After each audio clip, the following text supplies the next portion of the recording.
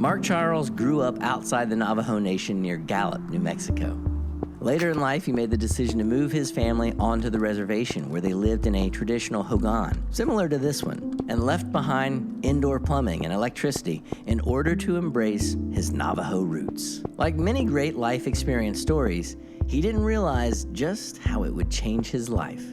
We moved there completely prepared to cook over a campfire or a camp stove, to live by candlelight, to haul our water, to use an outhouse. But the thing that caught us completely off guard, the thing that we were unprepared for at all, was how absolutely marginalized this community is. The primary group of non-natives who come to Indian reservations are those who come to take your picture, are those who come to give you charity. Very few people want to come and sit down and just have a cup of coffee with you and sit and talk. And then even of those who do that, even less come back. The nation feels most comfortable with us when we're the victims.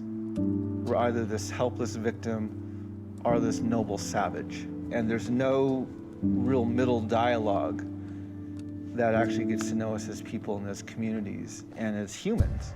To create some dialogue, Mark went to Washington, D.C. to draw attention to recent legislation concerning Native American lands. Now, there was hardly a dialogue, even though the folks in the Capitol had already provided some of the words. In 2009, Congress passed House Resolution 3326, which was the 2010 Department of Defense Appropriations Act. Page 45, subsection 8113 was titled Apology to Native Peoples of the United States.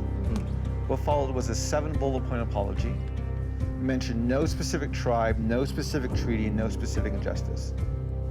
Said that you had some nice land, our citizens didn't take it very politely. Let's now call it all of our land and we'll steward it together. And then it ended with a disclaimer saying nothing in here is legally binding. To date, this apology has not been announced, read, or publicized by the White House or by Congress. Why do you think that's so hard? Most of the racial dialogue centers around the difference between white and black. And our nation has never learned how to talk about its history with Native peoples. The quote I love to use is by George Erasmus. He said, "Where common memory is lacking, where people do not share in the same past, there can be no real community." I love that quote because I think it gets to the heart of our nation's problem with race, which is we do not have a common memory.